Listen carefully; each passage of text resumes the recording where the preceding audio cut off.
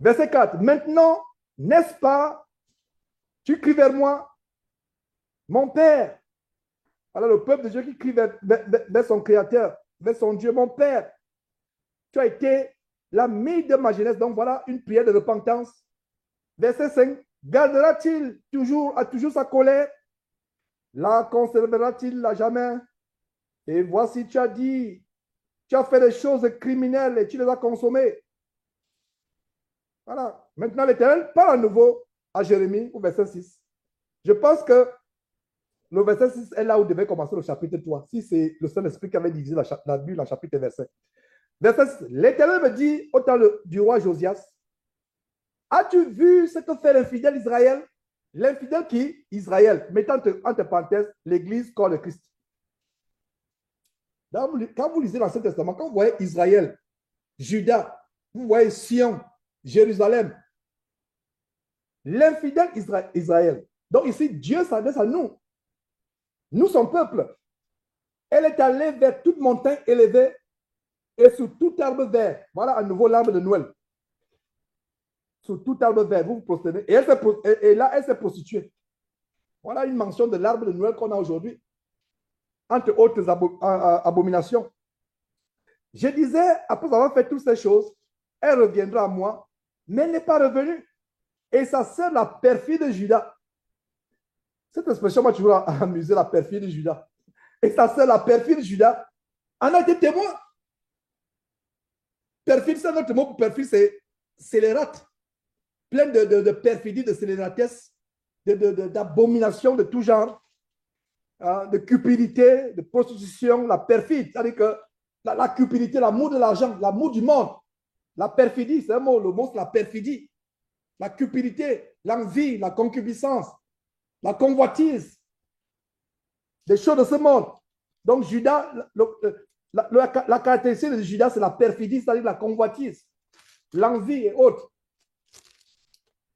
Et regardez ce que le Seigneur Dieu continue à dire par l'entremise de Jérémie. Quoique j'eusse répudié l'infidèle Israël à cause de tous ses adultères et que je lui ai donné sa lettre de divorce, j'ai vu que la perfide de Judas, sa sœur, n'a pas eu de crainte et qu'elle est allée se prostituer pareillement. Qu'est-ce que nous entendons ici? Quand Dieu rejette ou châtie ou expose quelqu'un parmi nous, c'est pour que nous autres, nous ayons la crainte. Mais Dieu expose des faux pasteurs. Ils exposent. Il y a des jeunes gens, vous qui m'écoutez, jeunes gens, combien de vidéos sont là sur les réseaux sociaux, comment des jeunes influenceurs qui courent après l'argent, après la vaine gloriole de ce monde, ils sont morts dans les accidents, ils sont morts du sida. Les autres jeunes chrétiens devraient avoir la crainte.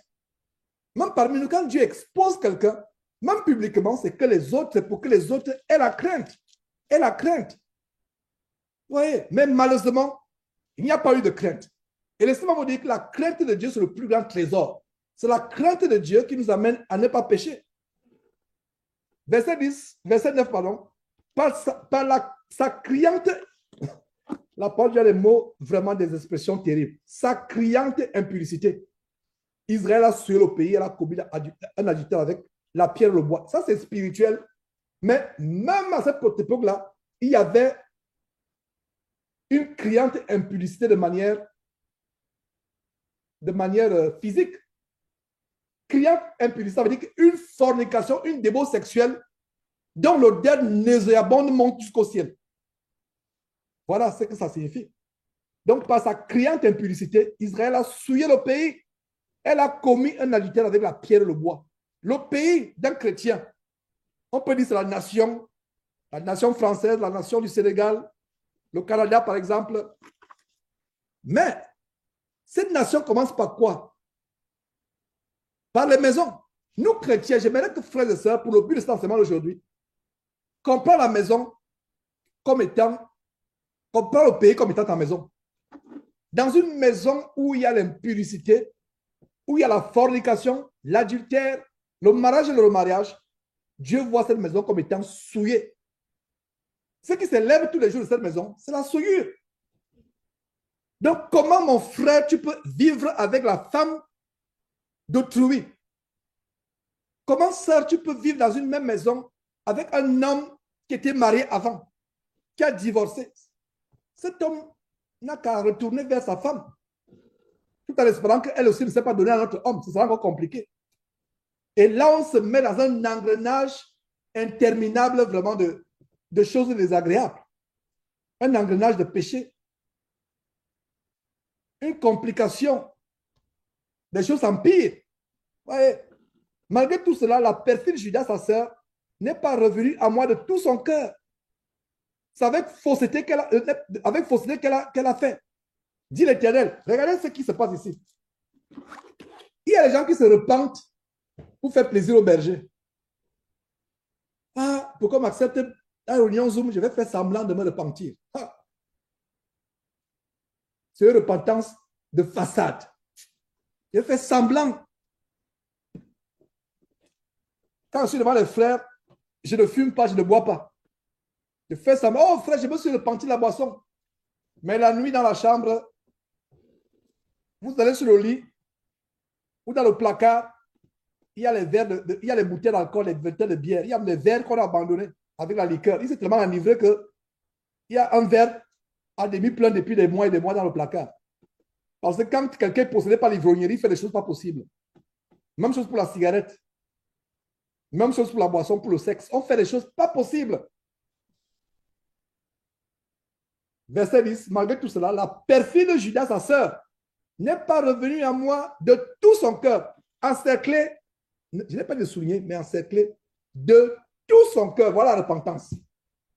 Revenu, ça, le mot revenu n'est pas revenu. Revenu, mettez une flèche pour dire que repentance. Vous revenez à Dieu. Vous dites, Seigneur Dieu, j'ai péché. Ma vie a été une vie souillée, une vie abominable tous ces derniers temps. Une vie de mensonge, une vie qui n'est pas agréable. Et laissez-moi vous dire une chose, mes frères et sœurs. Le péché n'est pas agréable. Le péché n'est pas agréable. Malgré cela, la perfide de Judas, sa sœur, n'est pas revenue à moi et à moi de tout son cœur. Comment elle est revenue? Avec fausseté. Avec fausseté qu'elle a fait, dit l'Éternel. Voilà. Ça, c'est une mauvaise manière de se repentir. On se repent pour le paraître. C'est ce qu'a fait la perfide de Judas. Il y a des gens qui se repentent pour le paraître. Je suis tellement bien vu dans ce cercle des frères de Jésus qui était avec eux. Il ne faut pas qu'on me mette de côté. Ça me fait plaisir d'avoir accès à ce Zoom dimanche. On peut partager la parole ensemble. Alors, je vais mentir que j'étais délivré de ceci. Je vais mentir. Et laissez-moi vous dire, mon frère, ma soeur, il y a des témoignages qui ont été donnés. Quand j'écoute, c'est le mensonge. Et je n'étais pas surpris qu'un jeune homme vienne me dire que vraiment, j'avais témoigné tel jour, je suis retombé. En fait, tu n'avais jamais été délivré de ton péché. Ton témoignage était un témoignage de façade. C'était une repentance de façade pour être accueilli, pour être bien vu. Frère, n'ouvre pas la bouche dimanche pour témoigner, pour être bien vu. Pour te faire voir.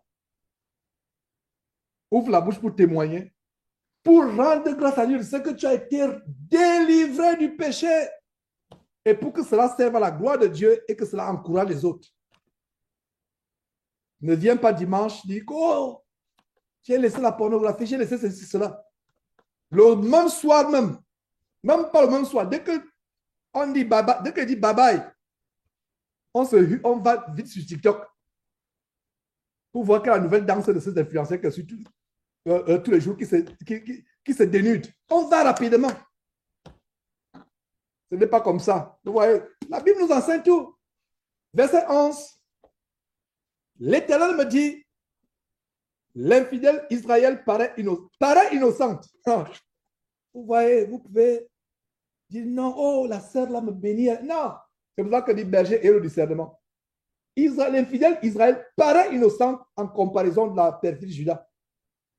Va, verset 12, va, murmure ces paroles vers le septentrion, c'est ça? Non.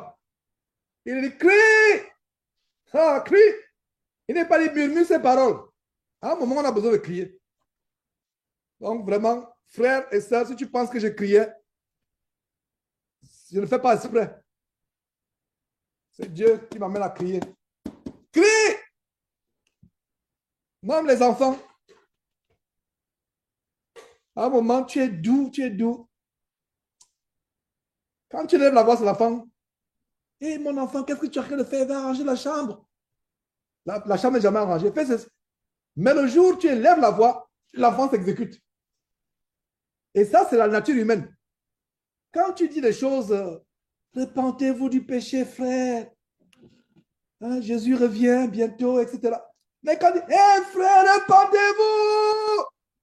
Allez, waouh, pourquoi cet homme crie? Pourquoi a-t-il besoin de crier? Qu'est-ce qu'il est en train de dire qui le fait crier comme cela? Oui. Bien de fois, crier dans le monde ne paraît pas quelque chose de bien vu. Non, c'est pas bien de crier en public. On te reproche de ce que. Mais voilà, crie ces paroles vers le septentrion, vers le nord, et dit, reviens, infidèle Israël, dit l'Éternel. Je ne jeterai pas sur vous un regard sévère, car je suis miséricordieux, dit l'Éternel. Je ne garde pas ma colère en toujours. Voilà une parole de consolation.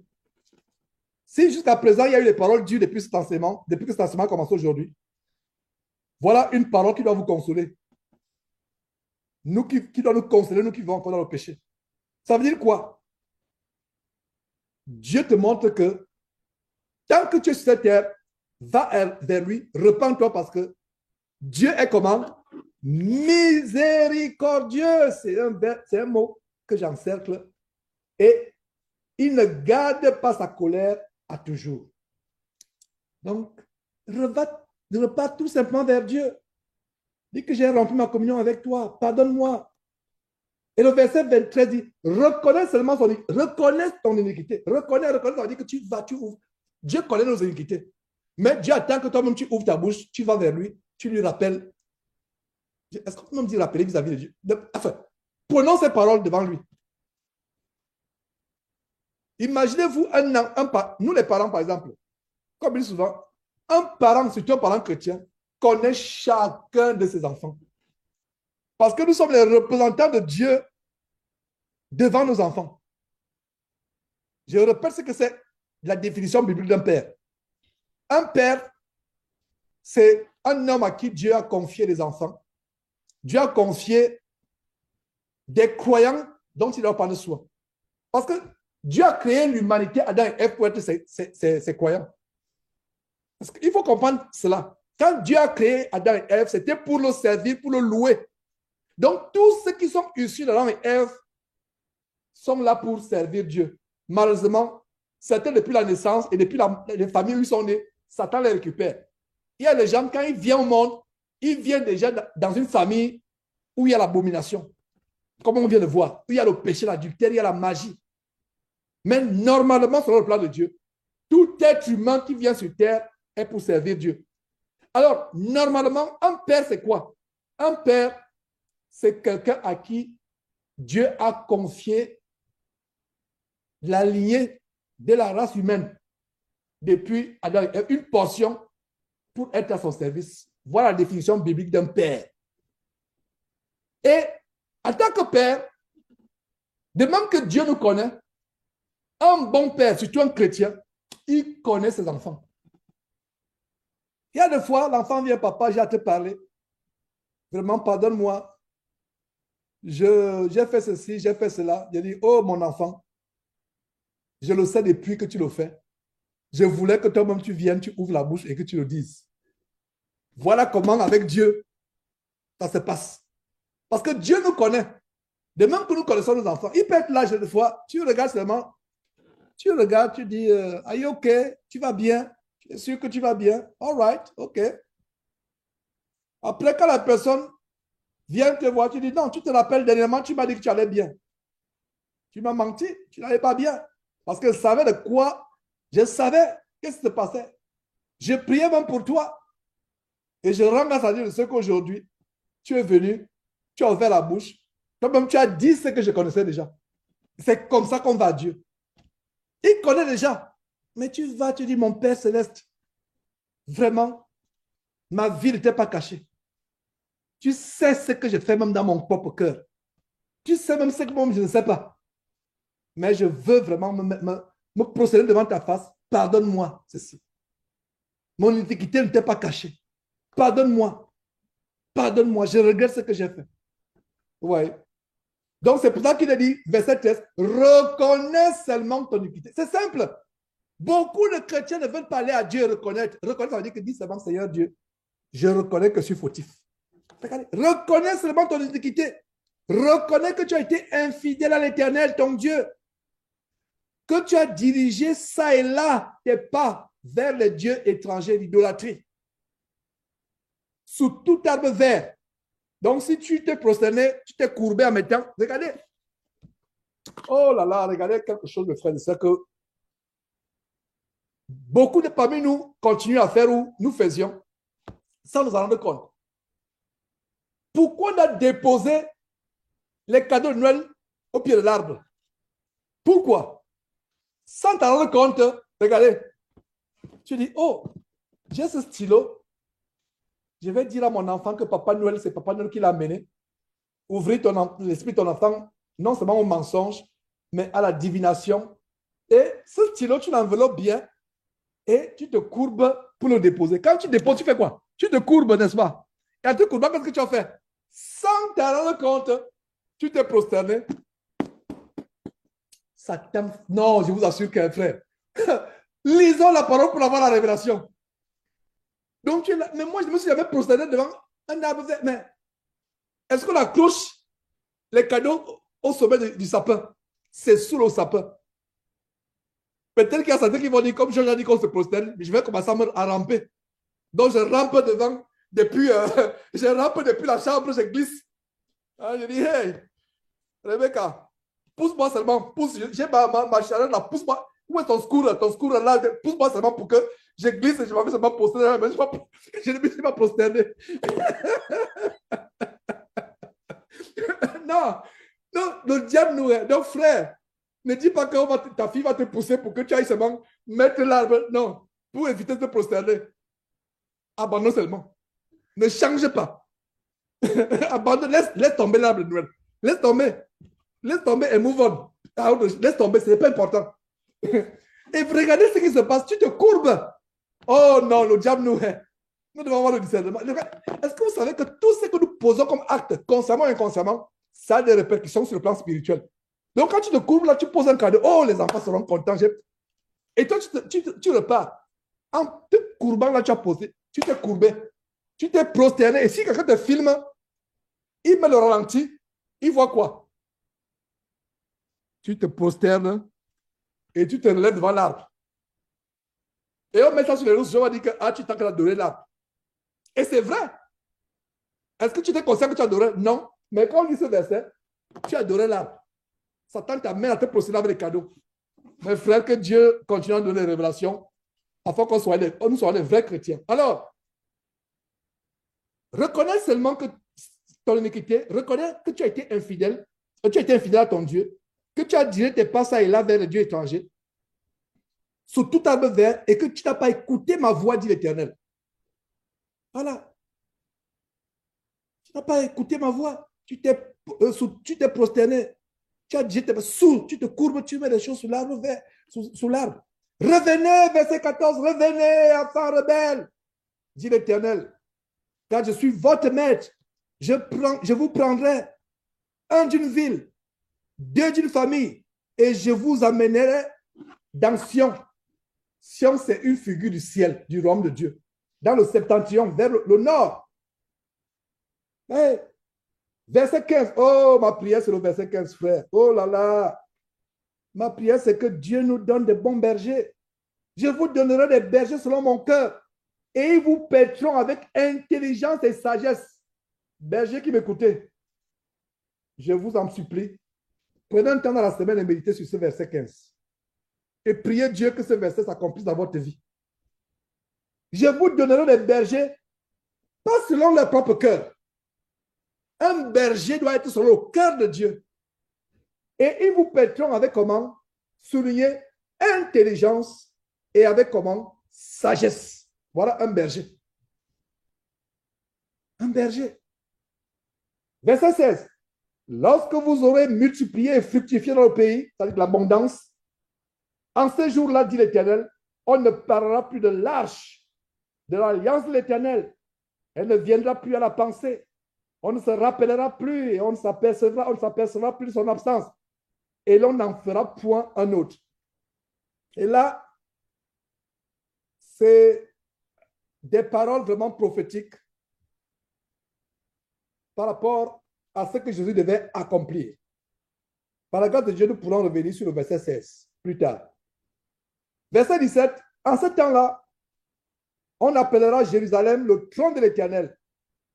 Voilà comment la Jérusalem céleste est annoncée. À leur époque, c'était Jérémie et ses contemporains. Quand ils écoutaient ces paroles, ils pensaient à Jérusalem physique. Mais nous qui sommes des milliers d'années après, quand nous lisons cela, Jérusalem céleste. Oh là là, la parole de Dieu est merveilleuse, frères et sœurs. En ce temps-là, on appellera Jérusalem le trône de l'Éternel. Toutes les nations s'assembleront à Jérusalem. La Jérusalem céleste, toutes les nations. Il n'y aura plus de géographie. Il n'y aura plus que je suis américain, je suis camerounais, je suis français, je suis chinois. Il n'y aura plus que je suis noir, je suis blanc, je suis jaune, je suis vert, je suis bleu. Il n'y aura plus ça. Toutes les nations s'assembleront à Jérusalem, la Jérusalem céleste, au nom de l'Éternel.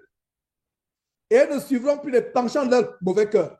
Au ciel, il n'y aura plus les penchants des mots. Il n'y aura plus de mauvais cœur au ciel. C'est-à-dire que si vous entrez au ciel, vous traversez la porte du ciel, c'est qu'il n'y avait pas de mauvaises pensées dans votre cœur, selon que le Seigneur Jésus dit, commence son sermon au chapitre 5 de Matthieu en disant, heureux ceux qui ont le cœur pur, car le royaume des cieux leur appartient. Donc, il n'y aura plus des mauvais penchants, des penchants d'un cœur mauvais au ciel. Verset 18, en ce jour-là, donc, voilà les prophéties. Ce chapitre termine par les prophéties. En ce jour-là, la maison de Juda marchera avec la maison d'Israël. Elles viendront ensemble du pays du septentrion au pays que j'ai donné, au pays dont j'ai donné la possession à vos pères. Et quand nous, chrétiens, nous disons cela, le septentrion, c'est quoi? Le pays du septentrion, c'est le royaume de Dieu. Verset 19, je disais, comment te mettrais-je parmi mes enfants? Et te donnerai-je un pays de délices, un héritage, le plus bel ornement des nations. Je disais, tu m'appelleras mon père et tu ne te détourneras pas de moi. Voilà ce qui se passe, ce que Dieu attend de nous quand nous devenons chrétiens. Quand nous nous convertissons et nous appelons Dieu notre Père, nous ne nous détournons plus. Nous continuons, nous poursuivons la marche. On ne se détourne pas. Mais si on s'est détourné, revenons, parce que sur la base du verset 12, Jérémie 3, 12, comme je le lis, Dieu est miséricordieux, il ne garde pas sa colère à toujours. Donc si on s'est détourné, revenons. Mais, verset 20, mais comme une femme est infidèle à son amant, regardez comment le thème de l'infidélité revient. C'est l'infidélité spirituelle et peut-être aussi physique, mais l'infidélité, l'adultère est terrible. Verset 20, comme une femme est infidèle à son amant, ainsi vous m'avez été infidèle, maison d'Israël, dit l'Éternel. À supposer qu'une seule se lève parmi nous. Elle dit, frère, je sais que je ne suis pas supposé parler, mais je dois parler. Je dois parler, je dois enfreindre ce commandement. Je dois le dire publiquement, je dois dire publiquement ma honte. Hier soir, je suis avec vous tous les dimanches ici, mais hier soir, j'étais avec un homme dans l'hôtel, alors que mon mari, qui prie aussi avec moi dimanche, avec vous, ne savait pas. Et le mari est choqué. Vous et moi, nous serons choqués, n'est-ce pas? On sera dit, oh, et affligé. C'est la même chose qui arrive à Dieu quand nous sommes infidèles. Parce que bien des fois, nous ne réalisons pas à quel point Dieu peut être choqué du moindre petit péché que nous commettons. Il est outré. Verset 20, mais comme une femme est infidèle à son amant, et si vous m'avez été infidèle, maison d'Israël, dit l'Éternel. Verset 21, une voix se fait entendre sur les yeux élevés, et leur infidélité était beaucoup plus ici, là, sur le plan spirituel, l'idolâtrie, les autres dieux. Et ça peut se passer aujourd'hui aussi. L'infidélité, les choses que nous mettons avant Dieu. Notre boulot peut être une cause d'infidélité. Nos enfants, notre argent, notre trésor, nos projets, nos entreprises peuvent être des causes d'infidélité. Verset 21, une voix se fait entendre sur les lieux élevés, les lieux élevés, les lieux élevés. Ce sont les pleurs, les supplications des enfants d'Israël, car ils ont perverti leur voix et ils ont oublié l'Éternel, leur Dieu. Et ce n'est pas les pleurs de repentance, c'est les pleurs du châtiment, la punition en train de tomber sur eux. Est-ce que vous voyez ici? Il y a des pleurs de châtiment. Et ce qui nous arrive, il y a beaucoup de gens, quand ils abandonnent Dieu, ils chopent une maladie à cause de leur égarement. Ils disent, oh Seigneur Dieu, voilà que je souffre, ma chair pourrie à cause de mon péché, je t'ai abandonné. Je savais très bien que l'impurité n'est pas une bonne chose. Voilà, j'ai chopé cette maladie qui ronge mon corps. Je suis en train de pourrir étant vivant. J'ai le sida, je maigris, j'ai l'hépatite, ceci. Oh, qu'est-ce que je fais? Ça peut arriver. Là, il y a le péché. Les portes sont ouvertes à la maladie, à la destruction. Ils ont les conséquences. Terminons, nous sommes presque à la fin. Verset 22. Revenez, enfants rebelles. Voilà. Donc, le thème central de ce chapitre 3, c'est la repentance après la prostitution spirituelle, physique, la repentance après l'idolâtrie, la repentance après s'être détourné, la repentance, revenir à Dieu. Ne pas oublier sur la base de Jérémie chapitre 3, verset 12, qu'il est miséricordieux et qu'il ne garde pas sa colère à toujours. Revenez, revenez, enfants rebelles. Oh, ce qui suit est merveilleux, frère, au verset 22. Revenez, enfants rebelles, je pardonnerai vos infidélités. Sœur, reviens. Frère, reviens aujourd'hui. Reviens, reviens. Relève-toi de là où tu es tombé. Relève-toi. Relève-toi. Dis seulement tes péchés à Dieu. Reconnais seulement tes péchés. Énumère-les. Parle à Dieu. Dis-lui là où tu es tombé. Relève-toi. Relève-toi. Relève-toi. Reviens à Dieu. Enfant rebelle, fille rebelle, fils rebelle. Dieu dit qu'il te pardonnera tes infidélités. Pourquoi? Sur la base de Jérémie chapitre 3, verset 12, il est miséricordieux et il ne garde pas sa colère à toujours. Verset 8. Verset 22 d'abord. Je voulais plutôt dire verset 23, mais retournons au verset 22. Revenez, enfants rebelles, je pardonnerai vos infidélités. Nous voici, nous allons à toi, car tu es l'Éternel notre Dieu. Voilà. Et ils ont répondu, nous voici, nous allons à toi. Ils ont répondu, parce qu'il y a un tiré après. Dieu dit, revenez, enfants rebelles, je pardonnerai vos infidélités. Ils ont dit, nous voici, nous allons à toi, car tu es l'Éternel notre Dieu. Voilà, c'est notre Dieu. Vers qui irons-nous si c'est vers Dieu? C'est notre Dieu. Verset 23, oui, le bruit qui vient des collines et des montagnes n'est que mensonge. Voilà, ah, les bruits qui viennent de faux pasteurs. Les bruits qui viennent des féticheurs de la rose croix, la femme maçonnerie n'est que mensonge. J'aime ce verset 23. Le bruit qui vient des collines. Regardez. Même dans les régions où les gens pratiquent encore l'animisme poussé, c'est sur les collines. Dans les régions où les natifs américains, qu'on appelle en anglais natifs américains, les Indiens, Cherokee, Apache ou peu importe, Loomis et toutes les races, etc. C'est sur les lieux, ils élèvent des pierres sur les collines. Et c'est incroyable. Quand vous voyez ces régions, que ce soit dans certaines régions en Afrique, les régions où les gens sont encore attachés, où il y a moins d'infiltration de la civilisation contemporaine, mais les gens sont encore attachés aux valeurs ancestrales, en Papouasie-Guinée, en Indonésie, dans les régions comme certaines régions aux États-Unis. Quand ils font des sacrifices, c'est sur les collines. C'est là où il y a les monuments, ils mettent des pierres. Vous voyez, ils élèvent les choses vers leur Dieu. Il dit quoi? Oui, le bruit qui vient des collines et des montagnes n'est que mensonge. C'est-à-dire des hauts lieux de fétichisme, des hauts lieux de sorcellerie. Le bruit qui en vient n'est que quoi? Mensonge. Donc tout ce qui n'est pas de Dieu, tout ce qui est idolâtrie, la magie, la sorcellerie, le maraboutage, le fétichisme, la rose-croix, la franc-maçonnerie, la fréquentation des chamans ou des psychics, comme on dit aux États-Unis, tout ça n'est que mensonge, dit la parole de Dieu. Oui, c'est à l'Éternel que Dieu qu'est le salut d'Israël. Peuple de Dieu, chrétien à travers le monde qui m'écoutait, c'est en l'Éternel, notre Dieu, qu'est le salut du corps de Christ. Du corps de Christ. Verset 24.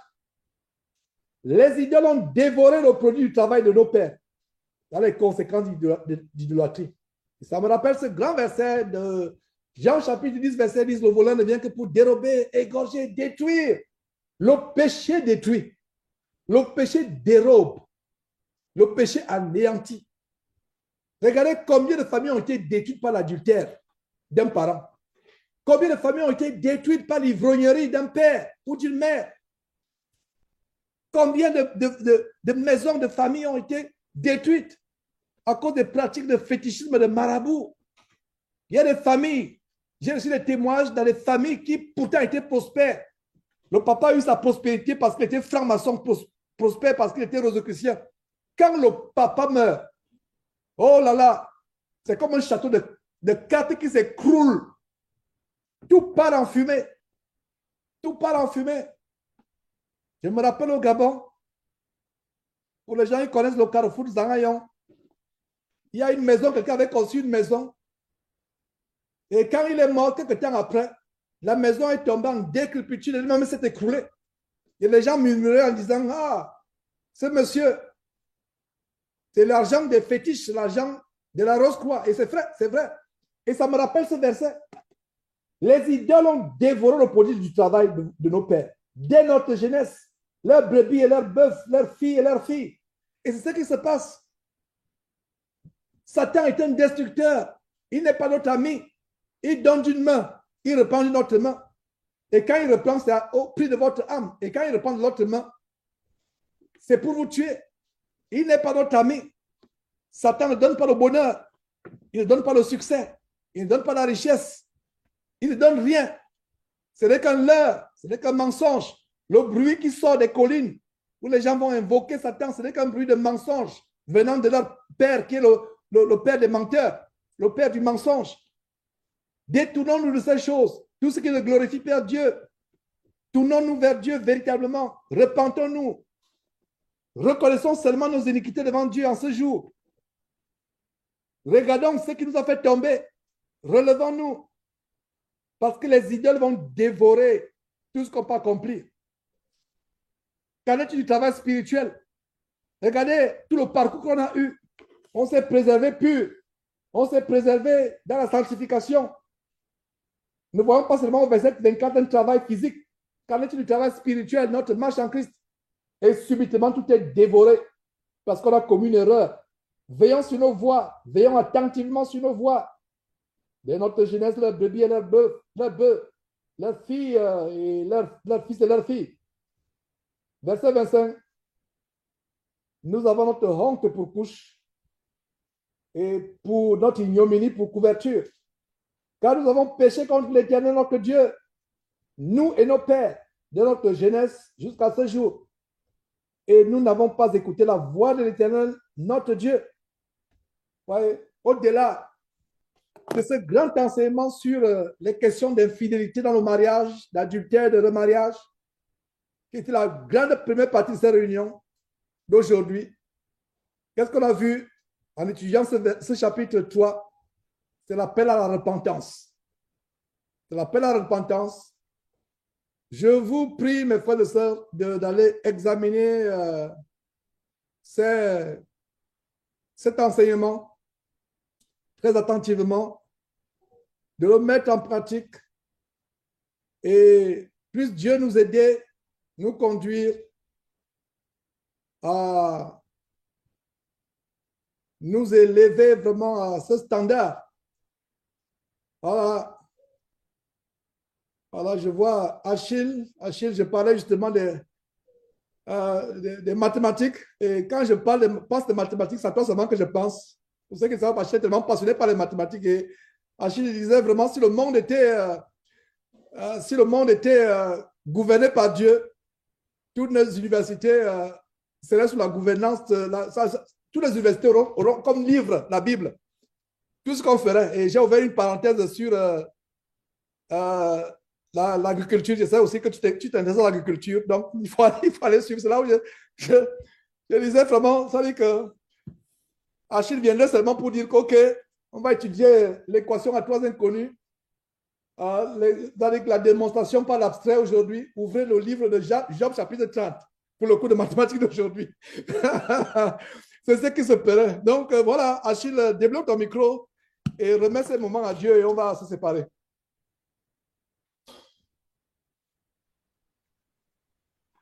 Allô, bonsoir à tous.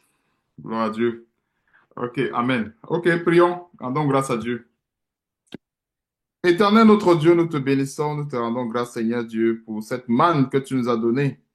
Merci encore, Seigneur Dieu, pour ces paroles de repentance, pour cet évangile que tu nous prêches encore aujourd'hui, que tu nous as prêché autant pour moi à travers ton serviteur. Merci aussi également, Seigneur Dieu, pour les cœurs qui vont se repentir, pour les cœurs qui sont dévoués à te servir. T'en supplions, Seigneur Dieu, de continuer de nous parfaire dans ces temps difficiles, de continuer à nous briser par cette parole, afin que nous soyons dignes du salut, dignes encore une fois de plus de ce salut que nous prêchons aux autres. Merci encore, Seigneur Dieu, pour ta grâce, pour ton amour infini que tu ne cesses de manifester à notre égard. Oh, éternel Dieu, nous ne sommes même pas dignes de recevoir cette grâce venant de toi. Nous ne sommes pas dignes de recevoir toute ta bonté. Mais Seigneur Dieu, comme tu le trouves bon, Seigneur Dieu, de continuer de répandre cette bonté, de répandre cet évangile pour nous parfaire, pour nous édifier en tant qu'Église. Merci encore, Seigneur Dieu, pour cette grâce merveilleuse que tu as répandue encore aujourd'hui et en ce grand jour, afin que nous soyons affermis. Sois béni, sois glorifié, éternel, pour toutes choses et surtout, c'est dans le nom puissant et merveilleux de notre Seigneur Sauveur Jésus-Christ que nous t'avons ainsi prié. Amen. Amen, amen. Donc, frère, avant de vous dire au revoir par la grâce de Dieu à dimanche prochain, le Canada est toujours d'actualité. N'oublions pas cela. Je disais à Achille dernièrement, il y a 2 ou 3 jours, je crois 2 jours, s'il me trompe, que laissons par la grâce de Dieu venir, laissons que le printemps arrive, mars, avril par là, pour vraiment mettre véritablement les choses sur pied. Et ça se passera, il y a déjà la date. Je ne sais pas si j'avais donné la date, je la précise encore. Août, voilà. Donc, c'est vendredi 8 août, 9 août, samedi, jusqu'à dimanche. Donc, ce sera du vendredi matin à dimanche soir. Mais il se pourrait que certains soient avant, peut-être cette semaine. Pour ceux qui seront avant, on pourra peut-être avoir quelques programmes de rencontres informelles les uns les autres. Et les grandes rencontres de tout le monde, ce sera vendredi 8, samedi le 9, et on conclut dimanche au soir. Mettons cela en prière. Commençons à faire des réservations et n'attendez pas. Car mettons en prière. Si vous voulez, la seule chose, c'est que Seigneur Dieu, je vais être avec les frères. Il y a deux fois, Dieu peut vous faire les choses, même sans avoir l'argent. Vous ne savez pas comment les choses peuvent marcher. Donc, ce n'est pas quelque chose, si je n'en parle pas, c'est peut-être qu'on n'a pas encore véritablement mis une équipe sur pied. Mais s'il y a des gens qui voudraient s'impliquer, il n'est pas tôt. Mettez déjà ce temps à côté, planifiez pour les vacances. Planifiez pour les vacances. Alors, frères, par la grâce de Dieu, on se dit dimanche prochain, si par la grâce de Dieu, nous sommes tous sur cette terre pour le servir. Et si par la grâce de Dieu, Dieu rend disponible toutes choses, ou alors si, heureusement, notre Seigneur Jésus revenant entre-temps, nous attendons tous les jours, tous les jours. Donc, à dimanche prochain, Dieu voulant. Sur ce, je vous dis bye bye.